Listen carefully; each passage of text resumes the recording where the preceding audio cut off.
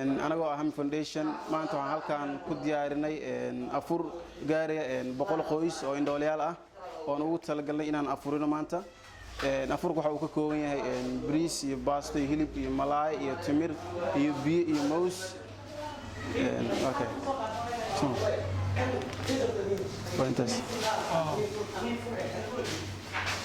waa kuwani biyaha oo ka samaysan caano sidoo kale waxa uu ka samaysan yahay fiimto waxa kale oo ku jira spandes.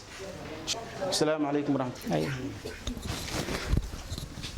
بسم الله الرحمن الرحيم أنيقو عبد الرحمن عيموي أهنا قدوميها هيئة هامي فاونديشن waxaan halkan ugu mahad celinaa jaamacadda Daaha oo codsigeena aqbashay in ay afurka nagala qayb qaadato. Halkan maanta waxaan ku afurnaynaa 100 qoys oo qoys kasta uu ka kooban yahay 2 ilaa 3. Sidoo kale waxaan u mahadnaqaa dhammaan shaqaalaha jaamacadda Daaha iyo maamulka iyo qaybta maaliyadda iyo qaybta ardayda. Gudoomiyaha ku-xigeenka jaamacadda Daaha Cabdifataax Dhoodaan oo noo fududeeyay iyo gudoomiyaha jaamacadda إن شاء الله وحرجينا جامعة الضاحة إن قريبا كلا هذا كدمنا أي نلا قبنيسو أو أي أفورين إذا كانوا ضد تبع على سوا ضد إن دولار مركا وحقوا بين وحكي على المية مركا حتى ما أودي كران حتى إن أي بحان مقالدنا ولا سعته وحرنتا دباتوين بدنا كجر جديد وجوين مركا ضد كانوا كلا آدم مهم قلتها مركا جامعة ضاحة الشركة ده وحن كل رجلنا إن جس كفكر أو كليا إن العقد ضد كقادان حتى أي جوح هايان ضد كتبرعان daahana waxay kamid tahay calaamad kamid calaamadaha wanaagsan ee jaamacadaha ay ku dhaqantay iyadoo wixii ay heli karto noogu tabarucday marka wa insha Allah taala marka waa mahadsantii. Assalaamu alaykum wa rahmatullahi wa barakatuh. Waxaan ahay Bashiir Maxamed Jimcaale maamulaha kaamka indhoolayaasha Siliga. dadkan indhoolayaasha ah ee ku nool Siliga Ameerikaanka ama degmada Wadajir waxay deganayeen muddo aad u dheer wayna kala dambeeyeen oo dad dambe iyo dad hore ayay isugu jiraan waana dad aad u fara badan. dadkaas waxaan ku midaynay in ay kaamkan aan hadda joogno ay wada deganaadaan intii deganaa karta inta kalena ay deegaanka kaamka ku agyaalo ay wada degan yihiin ayaga oo meeshaas u soo wada maaragtaa wada aada.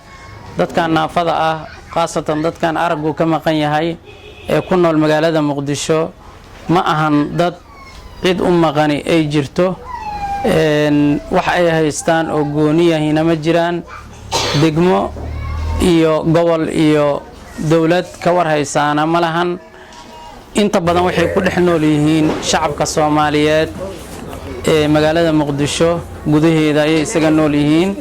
maadaama sidaas ay tahay waxaan aad ugu mahad celinaynaa Ramadaankii labaad oo in soo gaareen dhalinyaradan da'da yar oo Hami Foundation oo maaragta markii labaad noo imaaday oo Ramadaankii labaad aan ula jeedaa Ramadaankan gudihiisana dhowr mar noo imaaday ayaga oo inay afurin noo keenaan ayagu soo qorshaystay walaalaha muxsiniinta ah oo ay ka soo qaadeen oo ay ugu horeyso jaamacadda Daaha waa u mahad celinaynaa.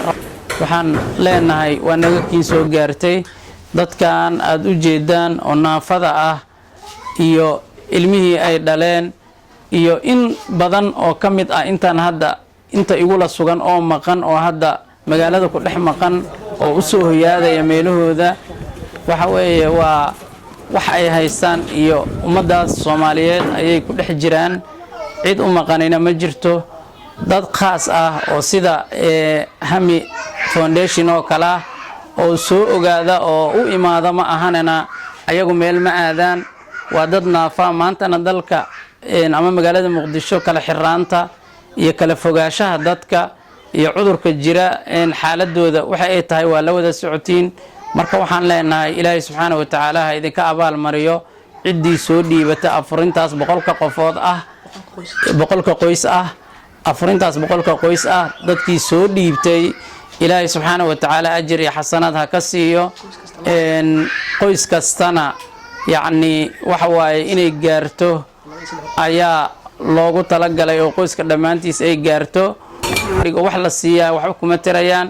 mar walba haddii aysan dadku haysanin maalgelin iyo shaqo abuur iyo maaragtaa noloshooda wax ay ku kaabaan, waxa waaye waa maaragtaa culayskeedu wuu iska badan yahay.